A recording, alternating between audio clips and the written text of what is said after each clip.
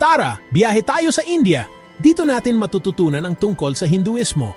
Ang Hinduismo ay isa sa mga pinakamatandang relihiyon sa mundo. Maraming Diyos at Diyosa ang mga Hindu. Naniniwala sila sa karma at reinkarnasyon. Ang mga Hindu ay may mga templo kung saan sila nagdarasal. Marami silang Diyos at Diyosa na may iba't ibang responsibilidad. Halimbawa, si Brahma ang lumikha ng mundo.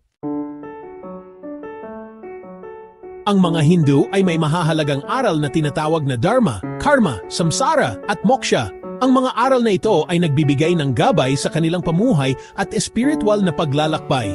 Ang Dharma ay ang tamang pagkilos at tungkulin ng bawat isa. Ito ay ang pagsunod sa mga batas ng kalikasan at moralidad. Sa pamamagitan ng pagsunod sa Dharma, nagkakaroon tayo ng balanseng pamumuhay. Ang Karma naman ay ang prinsipyo ng sanhi at bunga. Ang bawat aksyon na ating ginagawa ay may katumbas na resulta. Kung mabuti ang ating ginagawa, mabuti rin ang balik sa atin. Ngunit kung masama, masama rin ang magiging bunga nito. Ang samsara ay ang walang katapusang siklo ng kapanganakan, kamatayan at muling pagkabuhay. Ito ay isang proseso ng patuloy na pag-ikot ng buhay at kamatayan. Ang layunin ng bawat Hindu ay makalaya mula sa siklong ito at ito ay tinatawag na moksha. Ang moksha ay ang kalayaan mula sa samsara at ang pagkamit ng espiritual na kalayaan. Kapag naabot na natin ang moksha, hindi na tayo muling mabubuhay sa mundong ito. Sa halip, makakasama na natin ang mga Diyos at Diyosa sa isang mas mataas na antas ng pag-iral. Ang mga aral na ito ay nagbibigay ng direksyon at layunin sa buhay ng mga Hindu. Ang pagsunod sa Dharma, pag-unawa sa karma, at pagnanais na makamit ang moksha ay mahalagang bahagi ng kanilang espiritual na paglalakbay. Sa pamamagitan ng mga aral na ito, natututo ang mga Hindu na mamuhay ng may layunin at kahulugan.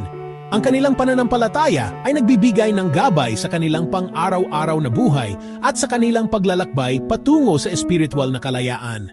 Ang Hinduismo ay hindi lamang isang relihiyon, kundi isang paraan ng pamumuhay. Ito ay isang malalim na pag-unawa sa ating koneksyon sa kalikasan, sa isa't isa, at sa mas mataas na kapangyarihan. Sa huli, ang mga aral ng Hinduismo ay nagtuturo sa atin na mamuhay ng may kabutihan, pagmamahal at paggalang sa lahat ng nilalang. Ito ang tunay na kahulugan ng espiritual na paglalakbay. Maraming Diyos at Diyosa ang mga Hindu. Ang tatlo sa pinakakilala ay sina Brahma, Vishnu at Shiva. Si Brahma ang lumikha ng mundo, si Vishnu ang tagapangalaga at tagaproteksyon, si Shiva naman ang tagawasak. Ang mga Diyos na ito ay may iba't ibang anyo at kapangyarihan. Naniniwala ang mga Hindu na ang mga Diyos na ito ay naninirahan sa kanilang mga puso. Section 4. Mga nakagawian ng mga Hindu. Ang mga Hindu ay mayaman sa kultura at tradisyon na nagmula pa sa sinaunang panahon.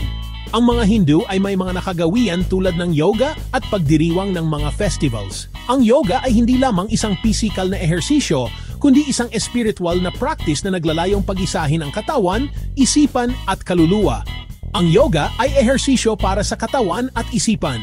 Sa pamamagitan ng regular na pag-yoga, natutulungan ang mga tao na maging mas malusog, mas malakas at mas mapayapa ang kanilang kalooban. Nakakatulong ito para maging malusog at mapayapa. Ang meditasyon ay isa ring mahalagang bahaging yoga na nagbibigay ng kalinawan ng isipan at kapayapaan ng puso. Marami ring festivals ang mga Hindu. Ang mga pagdiriwang na ito ay nagpapakita ng kanilang pananampalataya, kultura at kasaysayan. Isa na rito ang Diwali, ang festival ng mga ilaw. Ang Diwali ay isang makulay at masayang pagdiriwang na sumisimbolo ng tagumpay ng liwanag laban sa dilim. Sa Diwali, nagsisindi sila ng mga lampara at nagpapasalamat sa mga Diyos at Diyosa.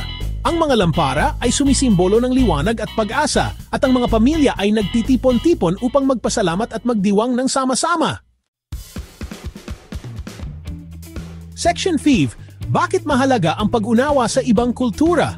Mahalaga ang pag-unawa sa ibang kultura tulad ng Hinduismo. Ang pag-aaral ng iba't ibang kultura ay nagbibigay sa atin ng mas malalim na pag-unawa sa mundo. Kapag naintindihan natin ang ibang kultura, mas nagiging bukas ang ating isipan. Nagiging mas malawak ang ating pananaw at natuto tayong tanggapin ang pagkakaiba-iba. Natututo tayong rumespeto sa paniniwala ng iba. Ang respeto ay mahalaga sa pagkakaroon ng mapayapang pamumuhay at pagkakaunawaan. Ang pag-aaral tungkol sa Hinduismo ay nagpapakita na maraming paraan ng pamumuhay sa mundo. Ipinapakita nito na ang bawat kultura ay may kanya-kanyang kagandahan at kahalagahan. Dapat nating igalang ang bawat isa, kahit iba ang kanilang paniniwala sa atin. Sa pamamagitan ng paggalang at pag-unawa, nagkakaroon tayo ng mas matibay na samahan at pagkakaibigan.